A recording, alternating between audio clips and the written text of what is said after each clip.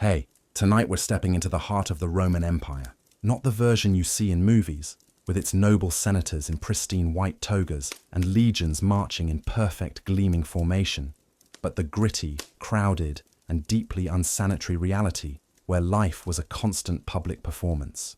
You might think you're civilized, that you appreciate a good spa day, but trust me, there's a reason their empire fell, and it might have started with the Bathhouse. If you enjoy these journeys into the past, I'd really appreciate a quick like, or even a subscribe. It helps our small community of quiet history lovers grow more than you know.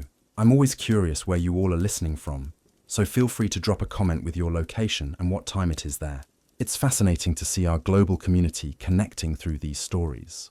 Now, dim the lights, maybe turn on a fan for that soft background hum, and let's ease into tonight's journey together. We're going to explore why you, with all your modern sensibilities, probably wouldn't last a single day in a Roman public bath. Congratulations. You've just arrived in the city of Rome, sometime around the 2nd century AD. The good news, you're about to witness the grandeur of the most powerful city on earth. The bad news, your definition of clean is about to be challenged in ways you can't possibly imagine. The first assault on your senses hits you before you even see the water. The air is thick with the sounds and smells of a million people living in close quarters. The distant clatter of cartwheels on stone, the calls of street vendors selling everything from figs to sausages, the scent of wood smoke, baking bread, and the ever-present faint aroma of the Tiber River. You have decided to do as the Romans do, to partake in one of the most fundamental rituals of their day, a visit to the public baths, or thermae. From the outside, the building is a monument to imperial power and civic pride. Perhaps you've chosen the Baths of Trajan, a sprawling complex of such size and grandeur that it resembles a palace more than a public facility. Its walls are built of fine brick and faced with marble, rising high above the surrounding neighborhood. You see lush gardens, libraries, and lecture halls all contained within its perimeter. It seems to be a sanctuary of clean, orderly, and civilized life. This impression, you will soon discover, is only partially true. The Roman idea of clean is not the same as yours. As you approach the entrance, the first assault on your modern sensibilities begins not with sight, but with sound. The air, even from a block away, is filled with a cacophony of human noise pouring from the high, open windows of the complex.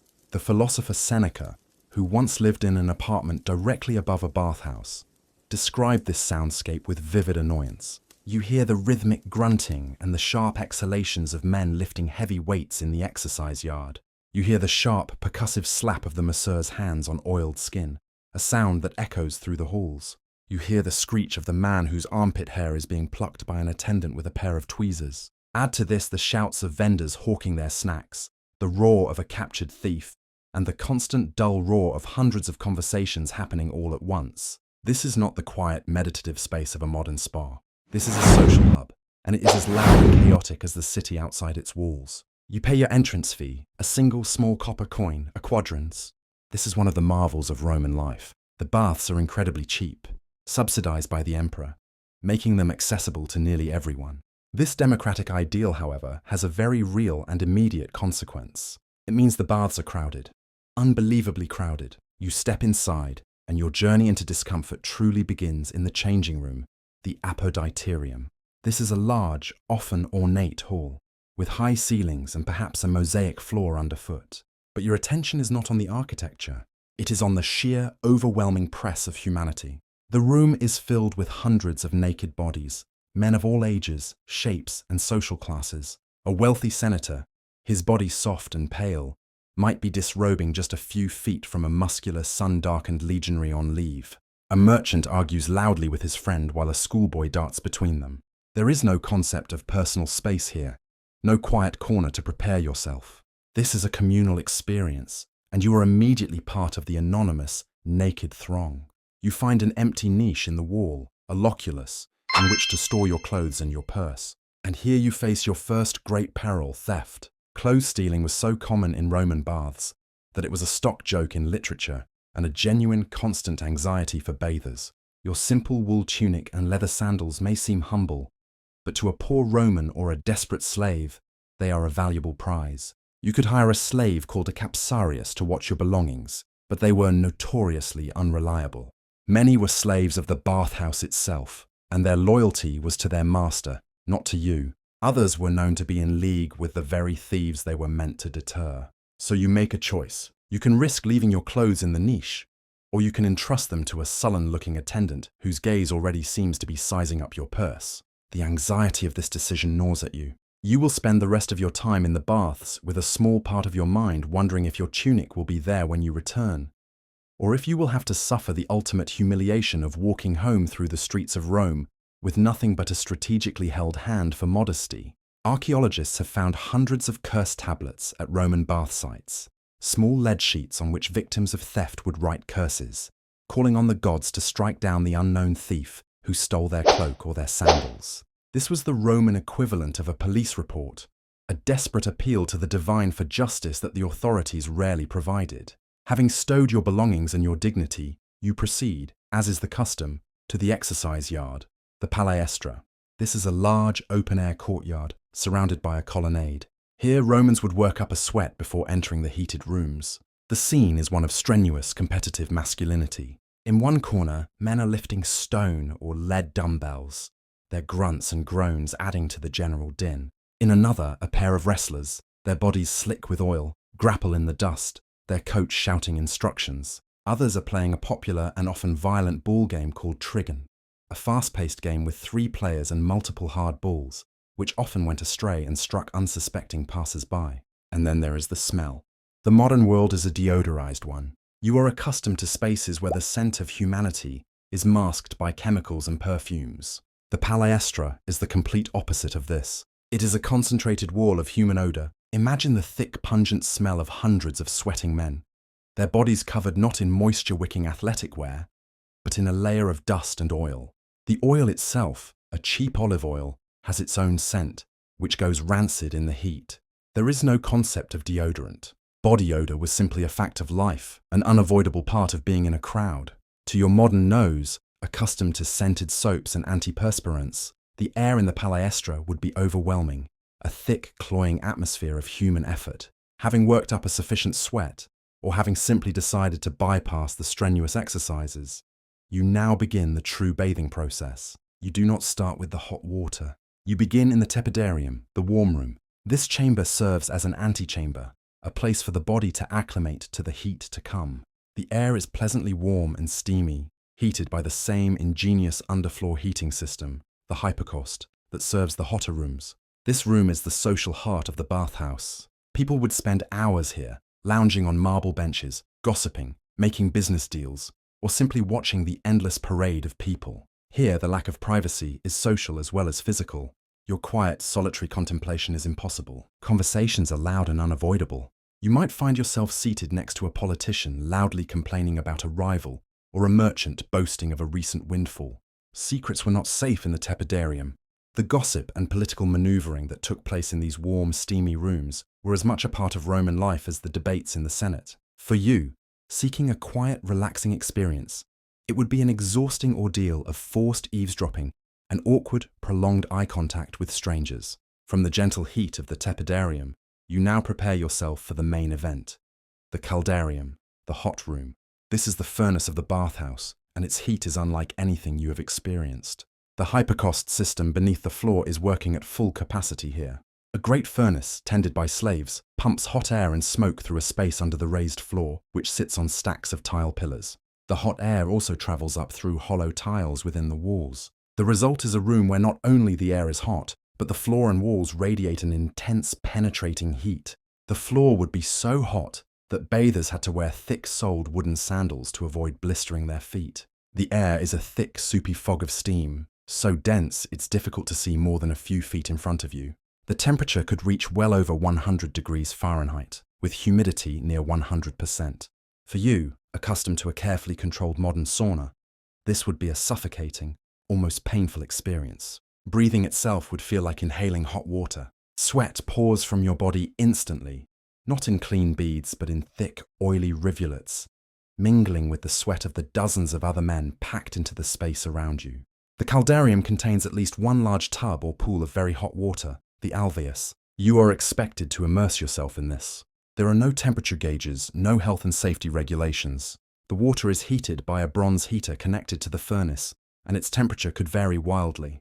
Getting into the pool was a risky proposition. It might be merely hot, or it might be scalding, capable of causing serious burns. You would see men gingerly testing the water, their reactions telling you all you needed to know about the current temperature. But it is in the caldarium that the central act of Roman bathing takes place, and it is perhaps the most alien concept to your modern mind. The Romans did not use soap. Instead, they would cover their bodies in a layer of olive oil. Then, they would use a tool called a strigil. This was a curved blade of bronze or iron, which was used to scrape the oil, along with all the sweat, dirt, dead skin and grime from the body. Imagine the scene.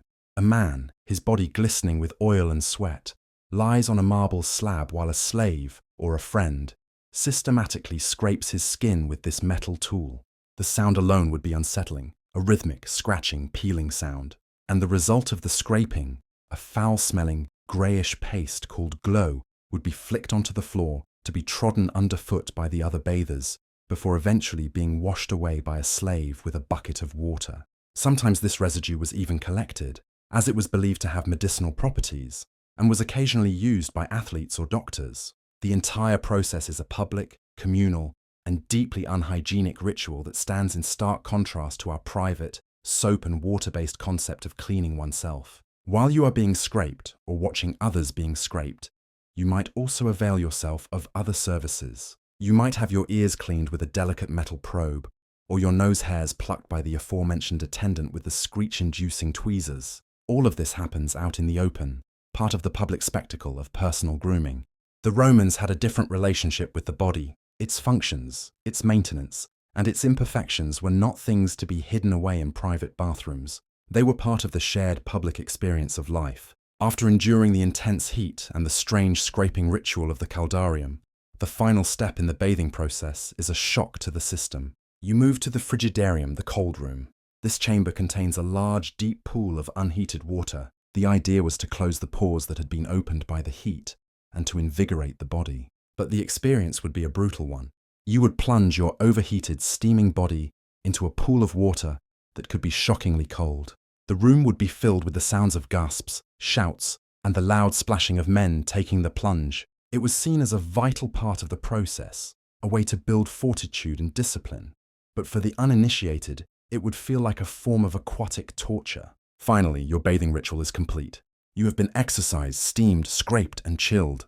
You make your way back to the apoditerium, your body feeling strangely clean yet also violated. You approach your niche in the wall with a sense of dread. Is your tunic still there? Today, you are lucky. Your humble belongings are where you left them. You dry yourself off with a piece of linen and get dressed, the rough wool of your tunic feeling strange against your newly scraped skin. You are now clean, in the Roman sense of the word, but as you step back out into the bustling streets of the city, you do not feel relaxed or refreshed. You feel overwhelmed. Your senses have been bombarded with noise, smells, and a level of enforced intimacy that is completely foreign to you. You have witnessed a world where the lines between public and private, clean and dirty, pleasure and pain, are drawn in very different places. You have come to understand that the grand marble facade of the Roman bathhouse hides a reality that is far more complex, chaotic, and challenging than you could have ever imagined. And as you walk away, the distant roar of the bathhouse still echoing in your ears, you are quite certain that you would not, in fact, last another day. As you leave the noise and steam of the public baths behind, let us turn our attention from the lives of the common Roman to the very heart of imperial power. Let us step into the gilded, treacherous world of the Julio-Claudian dynasty, a family whose name was synonymous with both the glory of Rome and a history of ambition so ruthless it often turned inward. Our focus will be on one of its most formidable and ultimately tragic figures.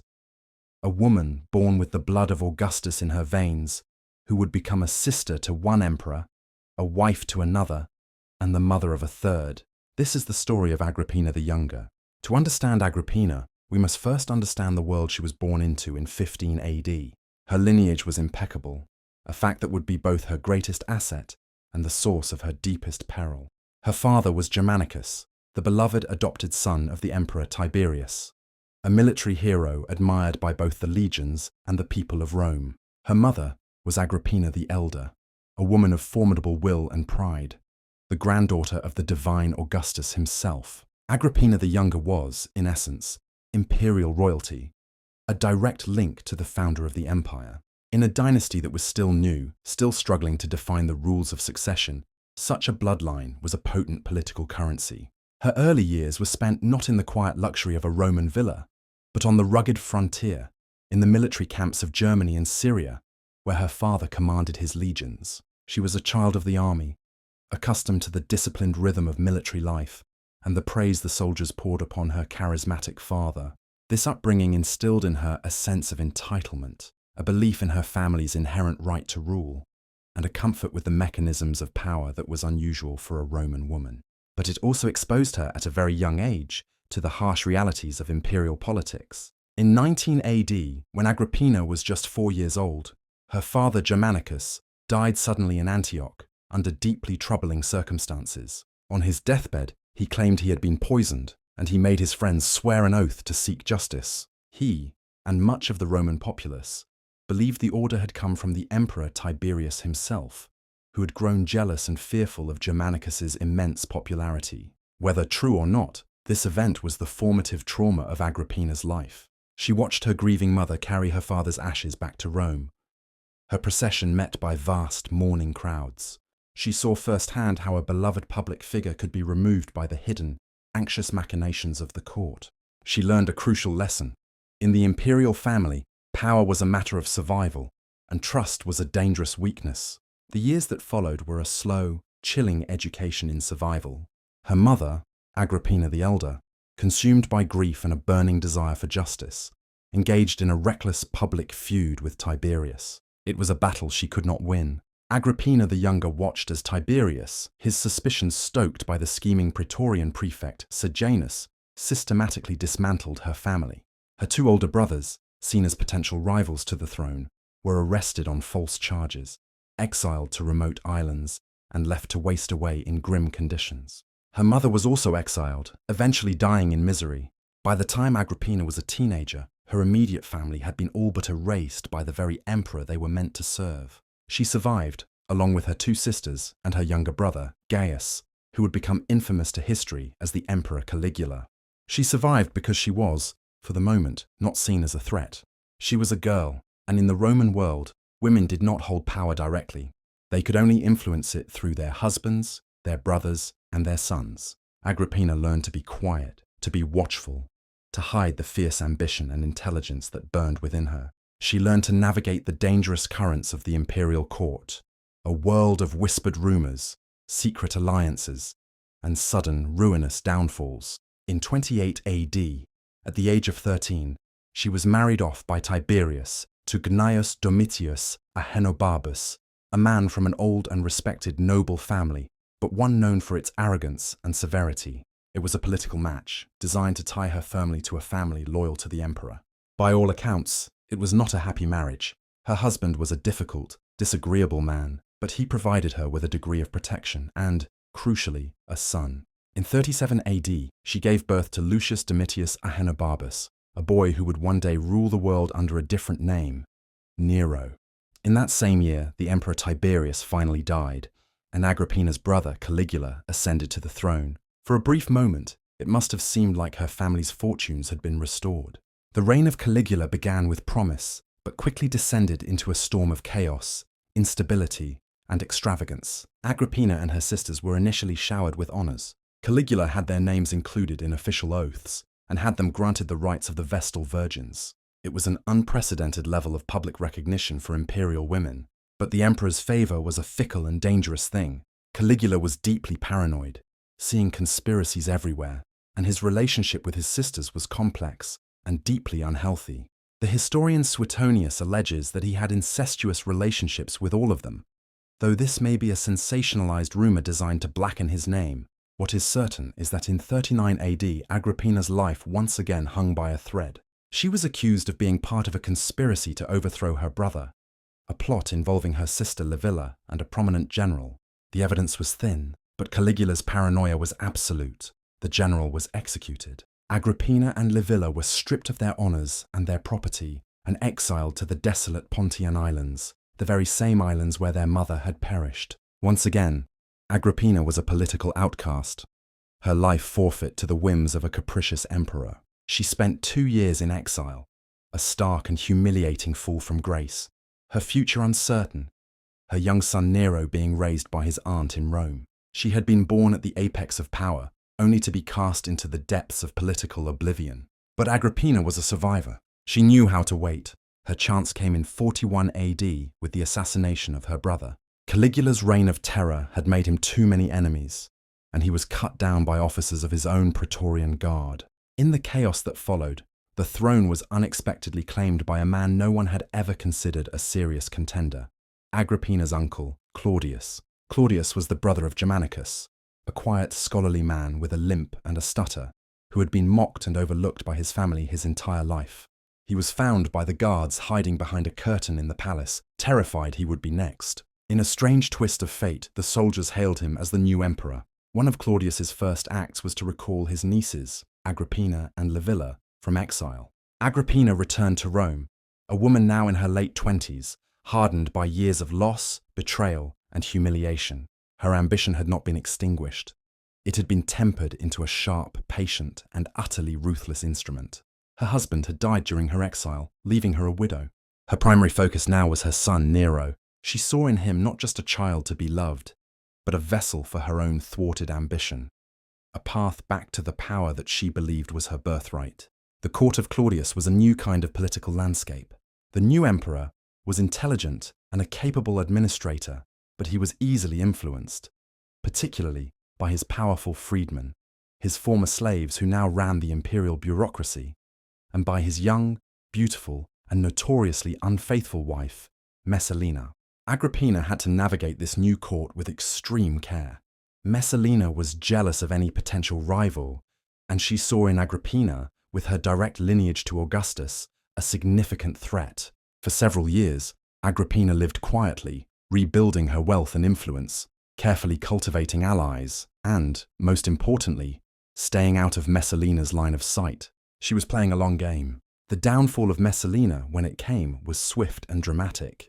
In 48 AD, while Claudius was away from Rome, Messalina took part in a public marriage ceremony with her lover, a senator named Gaius Silius. It was an act of such audacious treason that it could not be ignored. Whether it was a genuine attempt to overthrow Claudius or simply an act of supreme, reckless arrogance is still debated by historians. But the result was the same. Claudius was persuaded by his freedmen that he was in danger. He ordered the execution of Silius, and after a brief hesitation, he signed the death warrant for his wife, Messalina. The emperor was now a bachelor, and the position of imperial wife was now vacant. This was the moment Agrippina had been waiting for. She was not the only candidate, but she was the most cunning. She was Claudius's niece, a fact that would make their marriage incestuous under Roman law. But she was also the daughter of his beloved brother Germanicus. She played on his sense of family loyalty, on their shared history. She was a mature, intelligent woman who could offer him stability and a connection to the Augustan bloodline. She systematically outmaneuvered her rivals, using her network of allies at court to praise her virtues to the emperor. In 49 AD, the Senate, at Claudius's request, passed a special law to permit the marriage of an uncle and his niece. Agrippina had won. She was now the Empress of Rome. Her ascent was swift, her consolidation of power masterful. She was not content to be a quiet background figure like the imperial wives who had come before her. She was, in effect, a co-ruler. She was granted the title of Augusta, an honor previously only given posthumously. Her image appeared on coins alongside the emperor's. She attended Senate meetings, listening to the debates from behind a curtain, a powerful, unseen presence. She used her influence to systematically eliminate her enemies and promote her allies. And her primary goal, the laser focus of all her political maneuvering, was the advancement of her son, Nero. She persuaded Claudius, who had his own son Britannicus by Messalina, to formally adopt Nero. Nero was older than Britannicus, and Agrippina ensured that he was given precedence in all public ceremonies. She had Nero betrothed to Claudius's daughter Octavia, further cementing his position within the imperial family. She secured the appointment of her own allies to key positions, most notably making Seneca, the famous philosopher, Nero's tutor, and an ally named Burrus, the sole prefect of the Praetorian Guard. The Praetorian Guard, the elite soldiers stationed in Rome, were the ultimate kingmakers. Their loyalty was essential and Agrippina made sure it belonged to her and to her son. She had built a fortress of power around herself and Nero, but it was a fortress built on a fragile foundation, the life of an aging emperor.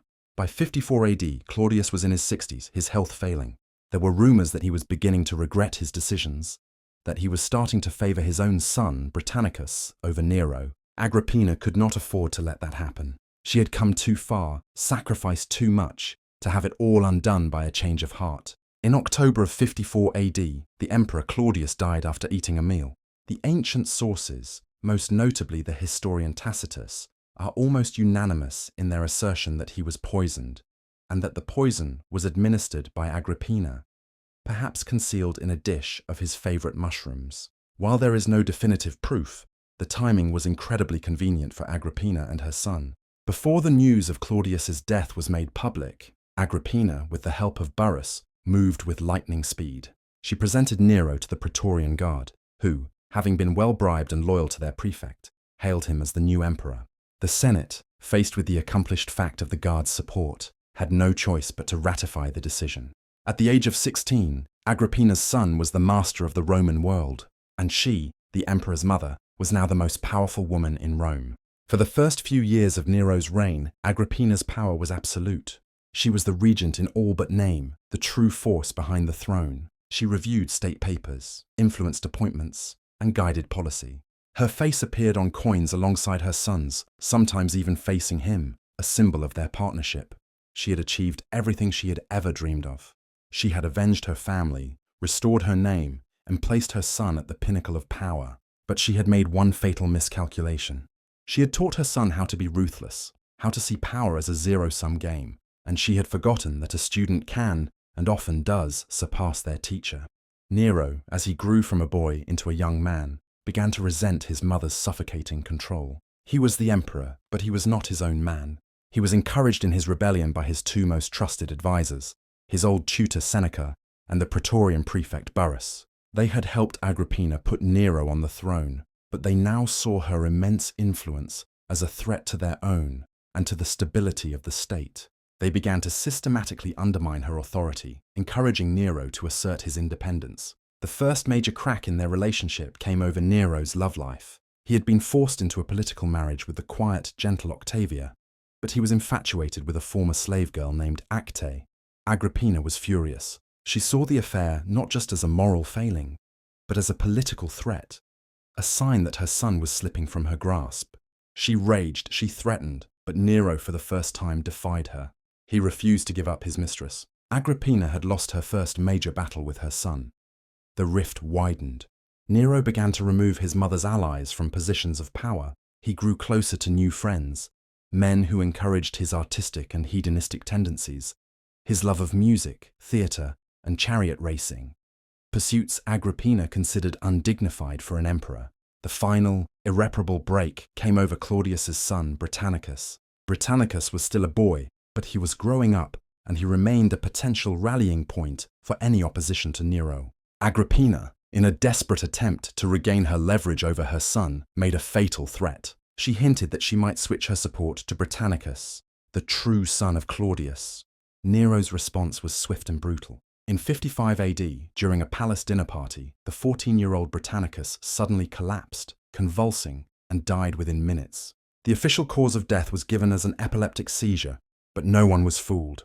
He had been poisoned on Nero's orders, right in front of the horrified court. Agrippina was shattered. She had lost her final political pawn. More than that, she saw in the cold, ruthless efficiency of the murder the reflection of her own methods. She had created a monster, and the monster was now turning on her.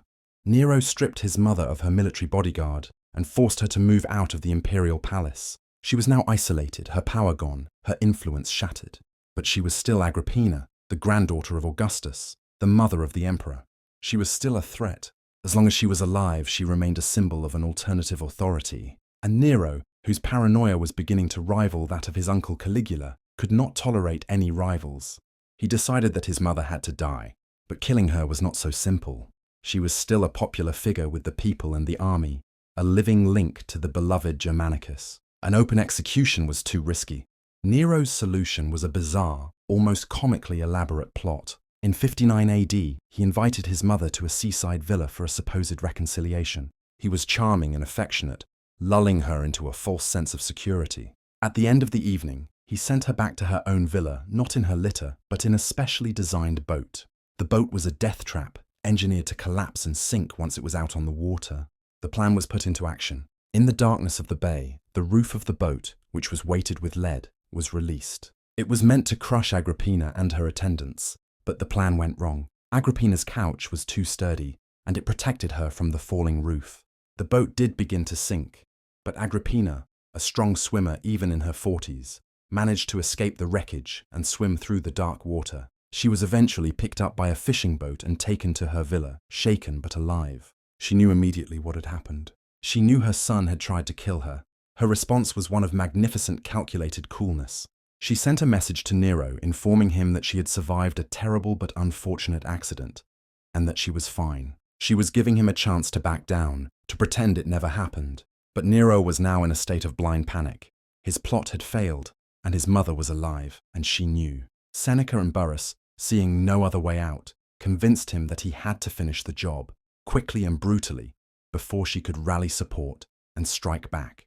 Nero sent a group of assassins, soldiers led by his former tutor, Anicetus, the man who had designed the collapsible boat.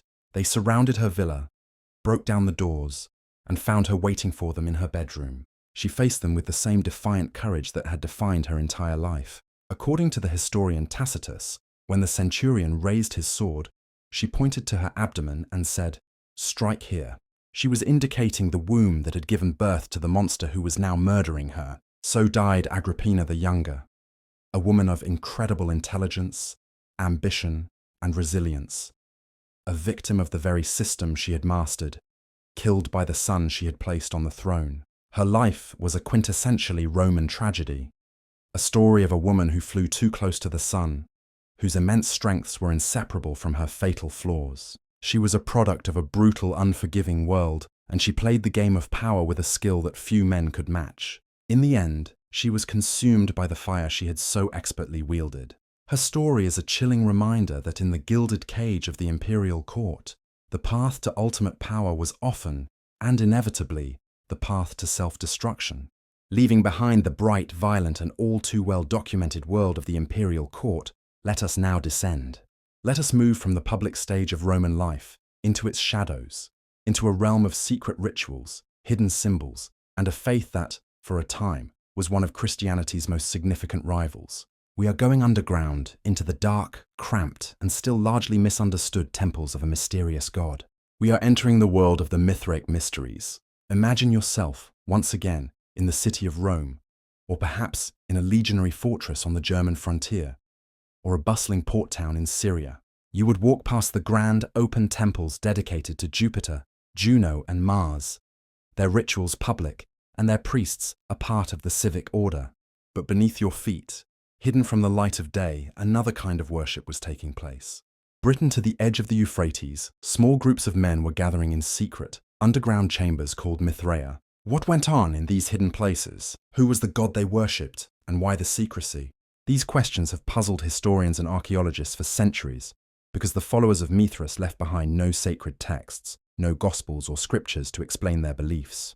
They were a mystery religion, and the central tenet of a mystery religion is that its truths are not to be written down, but are to be experienced, revealed gradually to initiates through a series of rituals and ordeals. Our knowledge, therefore, is a mosaic, pieced together from the ruins of their temples, the strange and beautiful art they left on the walls, and the scattered, often hostile, references made by outside observers, particularly Christian writers, who saw them as a dark, demonic parody of their own faith. The Mithraeum itself is our primary clue. Over 400 of these structures have been discovered across the Roman world. They were not grand buildings. On the contrary, they were almost always small, dark, and intimate. Many were built in the cellars of private homes or warehouses, or carved out of natural caves. To enter a Mithraeum was to leave the sunlit world behind. You would descend a flight of stairs into a long, narrow, rectangular chamber.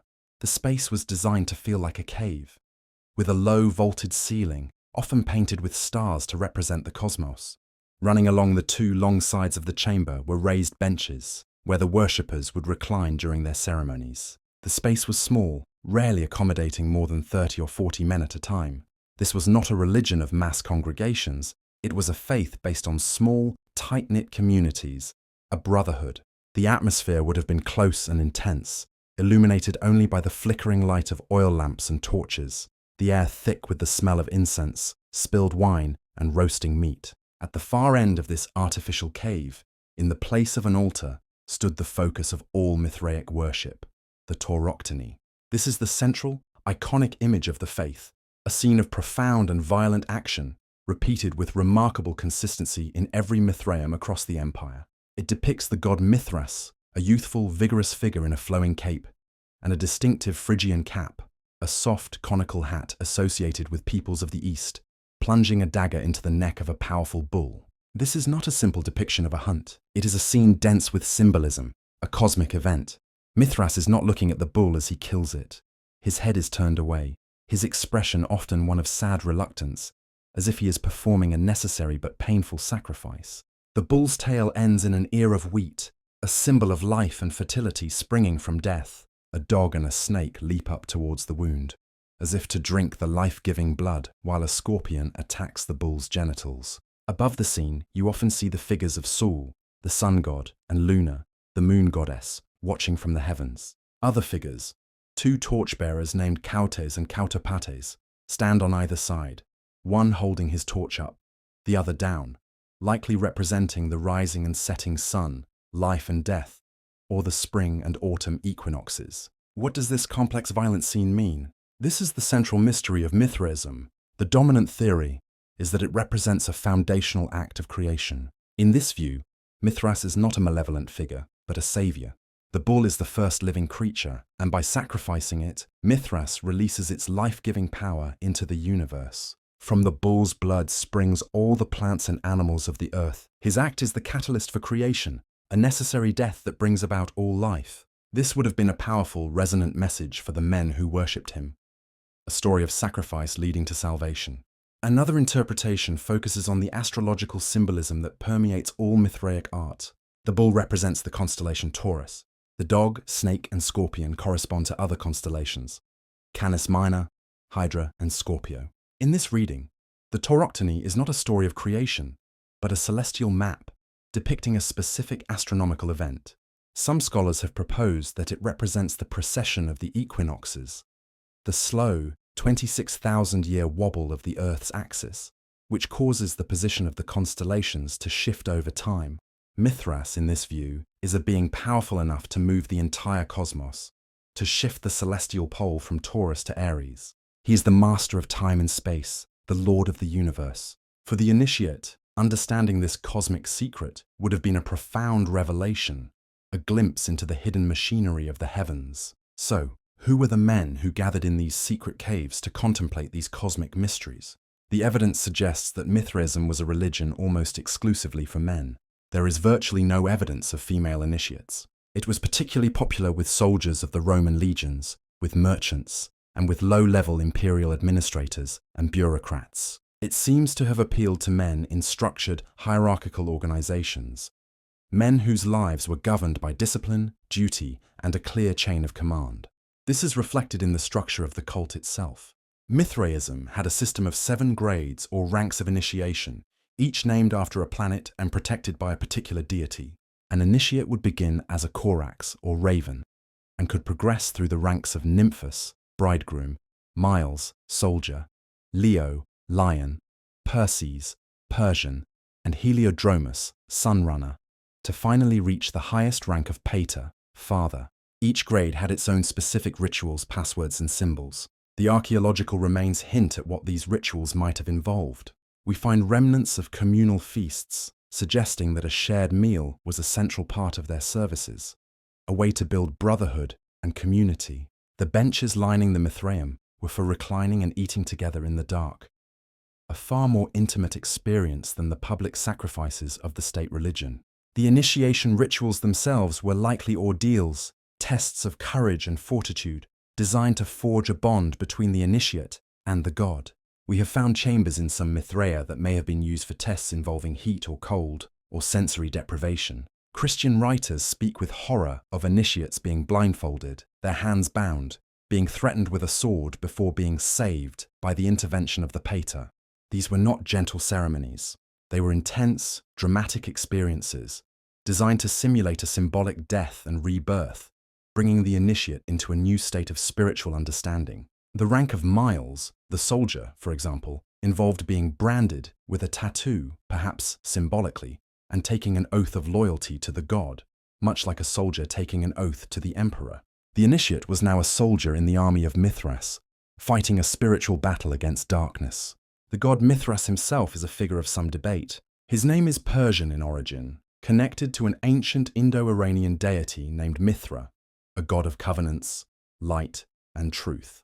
Roman soldiers serving on the eastern frontier would have come into contact with the worship of this god. However, the Roman Mithras as depicted in the Mithraea seems to be a new, syncretic creation, a blend of Persian traditions with Greek philosophy and Roman sensibilities. He is often depicted as being born from a rock, a petrogenitrix, armed with a knife and torch, a symbol of a new light emerging from the primordial darkness.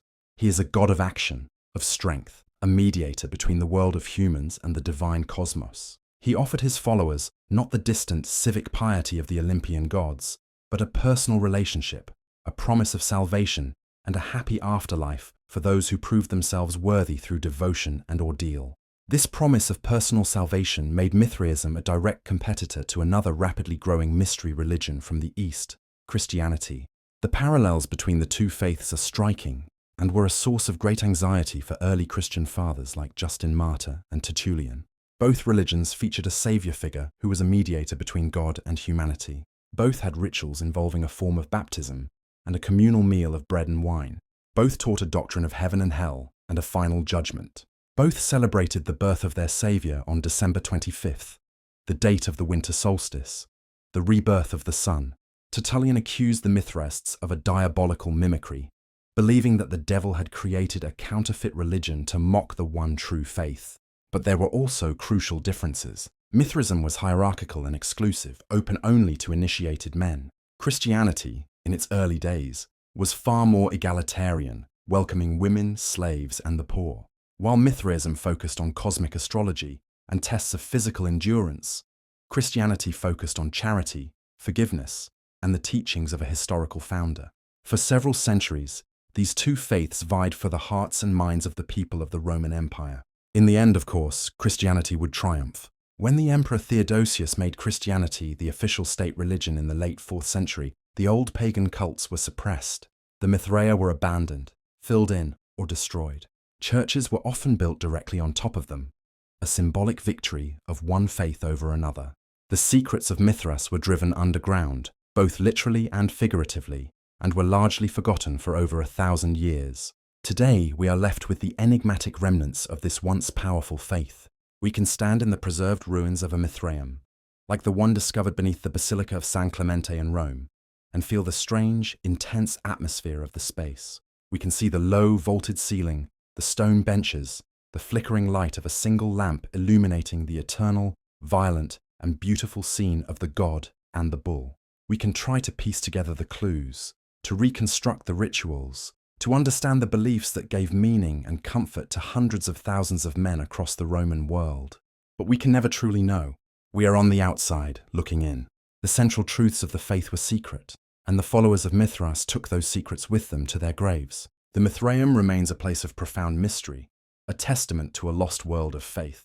It is a quiet, dark space that reminds us that history is full of hidden chambers, of stories that were never written down, of truths that have been lost to the silence of the ages. It is a puzzle without a final solution, a whisper from a faith that chose to live and die in the shadows. Let us now ascend from the subterranean darkness of the Mithraeum, leaving behind the secrets of the common soldier and the merchant, and return to the sunlit public world of the Roman elite.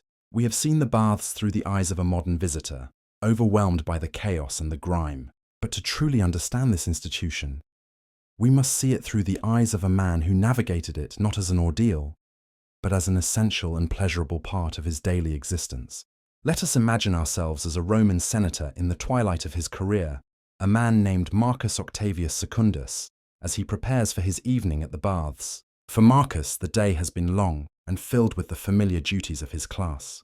His morning was spent in the forum, perhaps arguing a legal case for a client or attending a session of the Senate, listening to the endless, droning speeches of his colleagues. His afternoon was spent at home, in his sprawling villa on the Palatine Hill, attending to his vast business interests, reviewing accounts from his farming estates in Sicily, dictating letters to his shipping agents in Alexandria, and managing the complex web of investments that sustained his family's wealth. Now, as the afternoon sun begins to cast long shadows across the city, the business of the day is done. It is time for otium, a concept the Romans cherished. It means leisure, but a specific kind of leisure. Not idleness, but the civilized pursuit of pleasure, conversation, and self-improvement. And the epicenter of otium in Rome is the bathhouse. Marcus does not go to just any bathhouse. He would not be seen in one of the smaller, more crowded neighborhood balnea. His destination is one of the great imperial thermae, perhaps the baths of Caracalla, or the even more magnificent baths of Diocletian, a complex so vast it could accommodate over 3,000 bathers at once. For Marcus, this is not just a place to get clean. It is his club, his office, his social stage, and his information network, all rolled into one. His journey to the baths is itself a display of status. He does not walk. He is carried in a litter, a couch suspended on poles and borne by 8 strong liveried slaves. The curtains of the litter are drawn back, allowing him to see and be seen by the populace. This is a crucial part of the daily performance of being a senator. His passage through the streets is a reminder to the common people of the order of the world, of the vast gulf that separates the elite from the masses. He arrives at the baths, and unlike the common man who pays his single copper coin, Marcus likely enters for free, his status granting him this privilege. He is not alone. He is accompanied by his own retinue of slaves. One carries his bathing kit, a flask of fine, scented olive oil, a set of expensive silver strigils, and soft, clean linen towels. Another is his capsarius, a trusted slave whose only job is to guard his master's fine clothes with his life. The anxieties of the common bather are not for him. He enters the apoditerium, the changing room, and it is a different experience from the one we imagined earlier. He is not part of the anonymous naked throng. He is a man of consequence, and he is treated as such. Other senators, wealthy equestrians, and important officials greet him by name, with nods of respect and carefully worded pleasantries. The room is a complex web of social interactions. A greeting that is too warm, or a glance that is too cold, can speak volumes about shifting political alliances. A quiet word exchanged in a corner could be the beginning of a business deal worth a fortune, or the first whisper of a dangerous conspiracy against a rival. Marcus navigates this social minefield with the practiced ease of a lifetime spent in the corridors of power. He proceeds to the palestra, the exercise yard, but he does not engage in the violent, sweaty exertions of the common man. His exercise is more refined, more befitting his age and status. He might engage in a gentle game of catch, or take a leisurely stroll under the colonnades, deep in conversation with a fellow senator. This is where much of the real business of Rome is done. They do not talk of trivialities.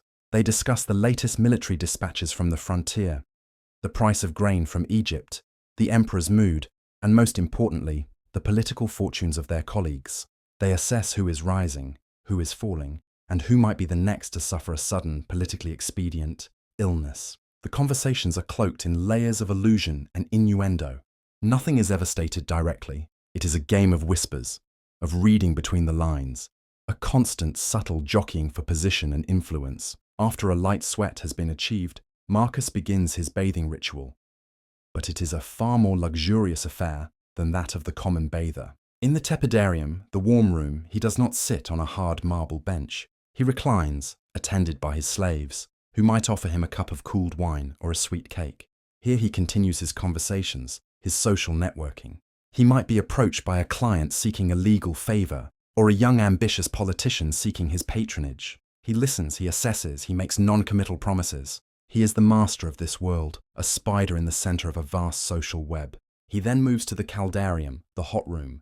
The oppressive heat and steam do not bother him. He is accustomed to it. He has his own slaves to perform the scraping with the strigil, using his own expensive perfumed oil. While he is being attended to, he might observe the other men in the room, his gaze analytical.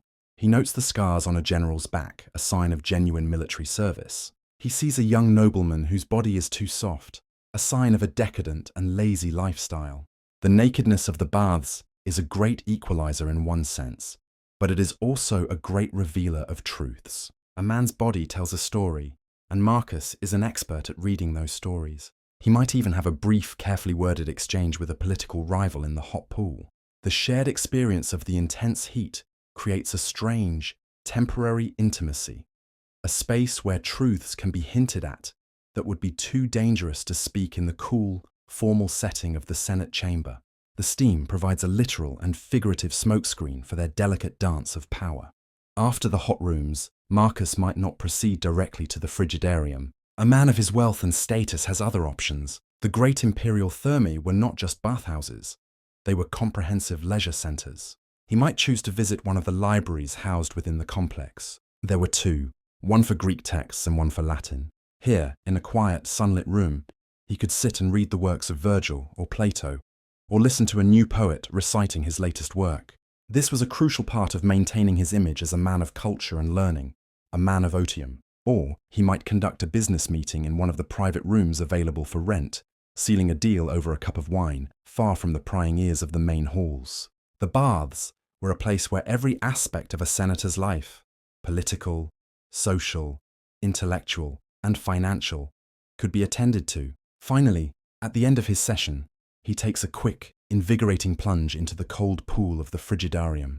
He is then dried by his slaves with soft linen, massaged with fragrant oils, and helped into his fine, clean clothes. He emerges from the baths not exhausted, but refreshed, invigorated, and most importantly, well-informed. He has spent his evening reinforcing his social standing, gathering political intelligence, and subtly advancing his own interests. His body is clean, but his mind is full, buzzing with the latest news and gossip of the capital. As his slaves carry him home in his litter through the darkening streets of Rome, he is not just returning from a bath. He is returning from the true center of Roman power. The Senate may have the authority, the Forum may have the history, but it is in the steam rooms and exercise yards of the great thermae that the real, unfiltered life of the Roman elite was lived. It was a world of complex rules, of subtle gestures, and of constant quiet struggle.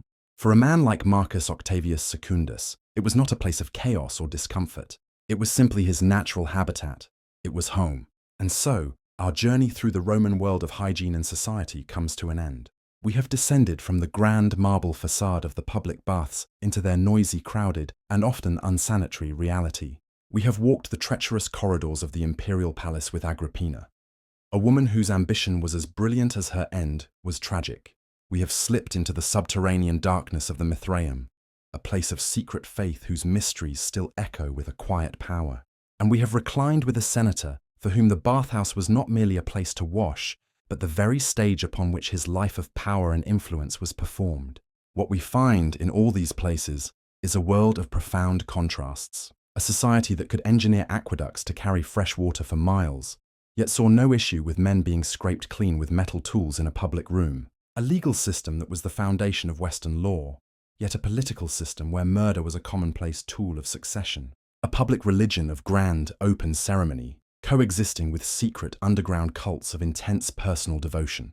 As you settle now more deeply into your own comfort, into the quiet and privacy of your own space, perhaps you can appreciate the immense journey that lies between their world and ours. Our lives are built on a foundation of privacy, sanitation, and security that would have been unimaginable to even the most powerful Roman senator. The quiet hum of your own home is a luxury that no amount of imperial wealth could buy. The past is not just a collection of stories, it is a mirror.